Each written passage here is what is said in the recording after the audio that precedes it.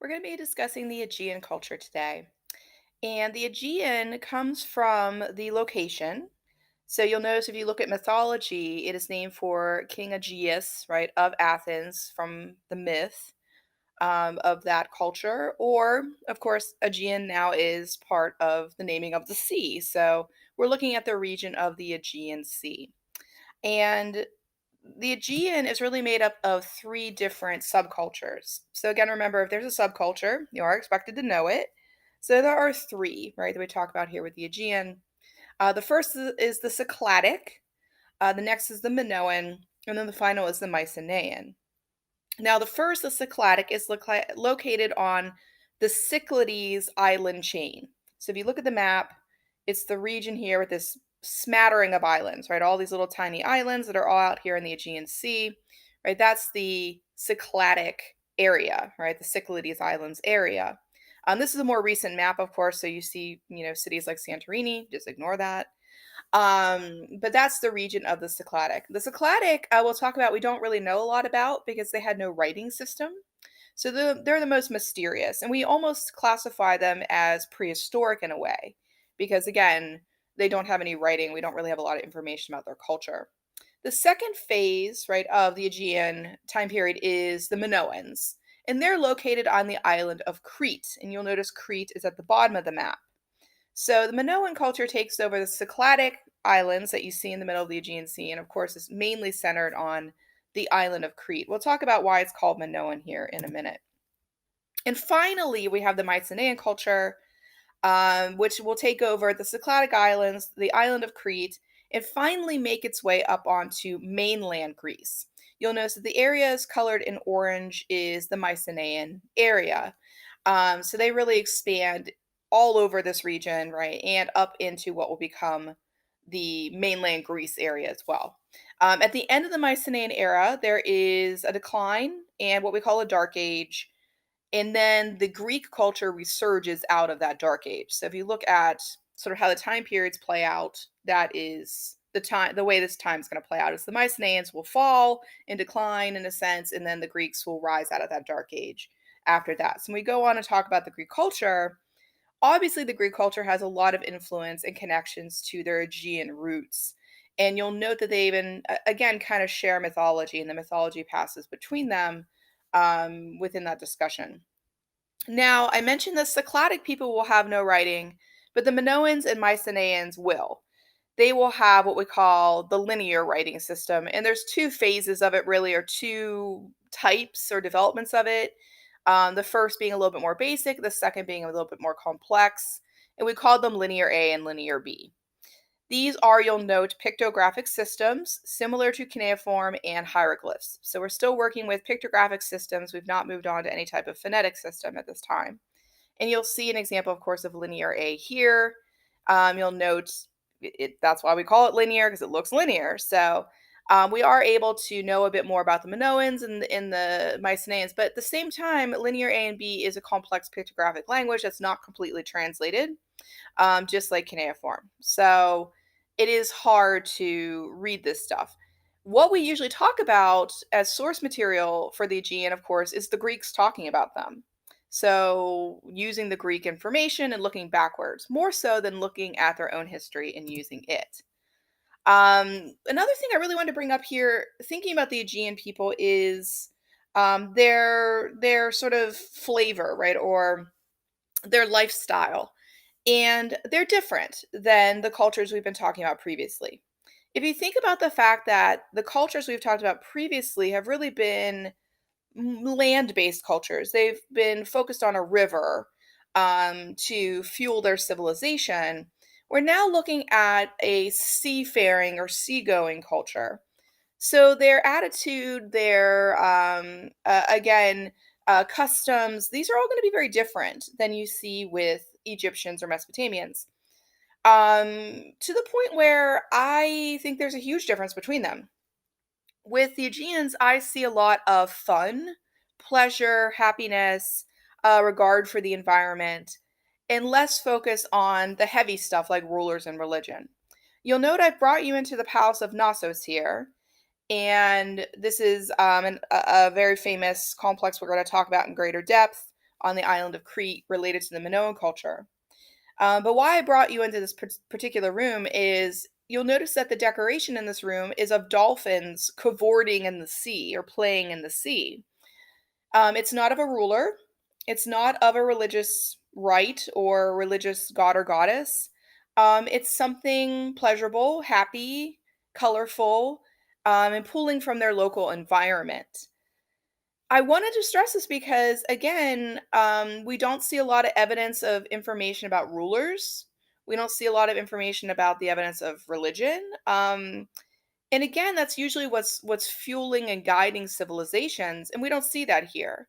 So it makes us ponder the fact that the Aegeans seem to be a very different people, not as concerned with the heavy, heavy stuff of life, but again, the more pleasurable stuff of life. I often compare them to like the idea of any island culture. Maybe it's stereotypical to say, but most people go on cruises and go to Jamaica or go to the Bahamas because they look at that through the lens of happy go lucky island life. Now, obviously we know the truth of this is, those people live very hard lives as well and have faced a lot of different, adversities like hurricanes and such. But if you think about how it's pitched to you in a stereotypical happy go lucky way, it looks pretty nice. It's sunny, right? Good weather, the beach. So to me, it seems that there's sort of a island life vibe we get off of them.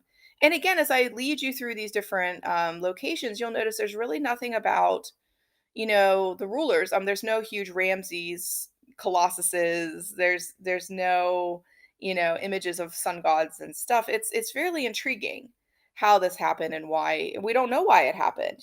So there's a lot of mysteries we say when we look at the Aegean culture, mainly because again, some of it we don't know, and then some of it is just the Greeks talking about them. So it's hard to know who they really were sometimes as people. Another image I often show you to again think about the idea of the aquatic life, right, or the island life. Are these two octopus vases that you see here? But I also show them to you for another reason because I've used the concepts of stylized art and naturalistic art kind of over and over. And I've told you that early cultures are much more stylized and later cultures are much more naturalistic.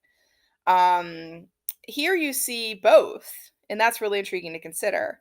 On the left, you have a much more naturalistic rendering of an octopus. On the right, you have a much more stylized one. How can you tell the difference? Things that are stylized, it's not like they operate as nature would. So notice that that octopus is posed in a very symmetrical fashion. The naturalistic octopus is just flowing over the vase itself. So if you're having a hard time with naturalism versus stylization, I think just look at these two vases and think about how they're depicting the subject, and I think that'll help you a little bit.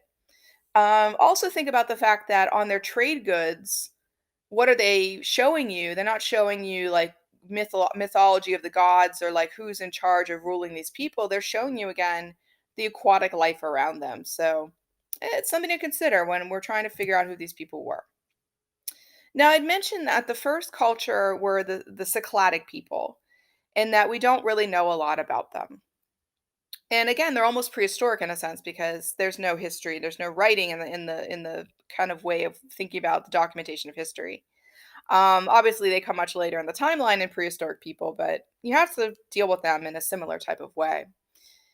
Because of this, we have to use good guessing, just like we did when we looked at prehistoric art. But we're never really going to know for sure what these things are. For instance, just looking at the Cycladic figure, people have said, well, maybe it's a fertility object. Seems to be breasts and a what we call pubic triangle with an indication of a vagina, hands folded over a belly that's perhaps pregnant. Maybe.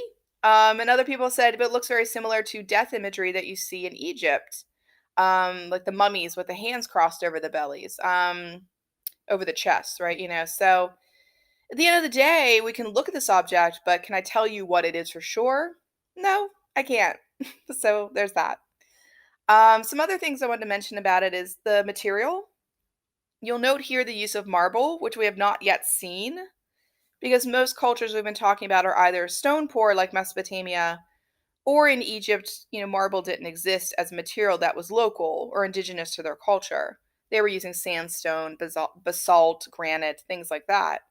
Marble is indigenous or plentiful, right? In the Aegean Mediterranean region. So you're going to see a lot of it in Greece, a lot of it in this area. So as a material, it flourishes. So we'll see a lot more marble as we go forward, used for architecture, sculpting, and a lot of other different uses, practical uses, right? I also want to mention that often when people talk about these pieces, they talk about how very stylized they are, and that actually they were a big influence on later modern art. So if you're a fan of like Picasso, abstraction, cubism, know that Picasso was looking actually directly at these kind of objects as inspiration. So if you, again, you're into that type of stuff, you really should take a look at this stuff to know how Picasso was inspired. He was also very inspired by like African masks. So he thought a lot about these earlier cultures, or as he put it, these non-Western cultures and the indigenous cultures of regions, and how to take from their imagery and use it. Another Cycladic object that I wanted to show you was the harp player. We don't have a lot of Cycladic objects. That's another reason why they're really hard to study. So we're dealing with a dearth of information, or just not much of it. This is another marble sculpture you'll note, and this is another piece that teaches us that we should look and think and stop for a minute and reflect. We call it the harp player, but if you think about it, we don't know that. It could be somebody weaving on a loom. So this sort of hammers home one thing I think art historians really have to learn is that you have to sort of look at something as it is and not look at it with your preconceptions, because our preconceptions often maybe can take us in the wrong direction. Do I know what it is? No, I don't. I don't know what gender it is. I don't know what it's doing. I can guess, but that's about it. So again, the Cycladic period is a very mysterious one for us as we look at these objects. We'll then move on and talk about the Minoans, and we'll be able to know a lot more about them because, again, they had writing through the form of Linear A.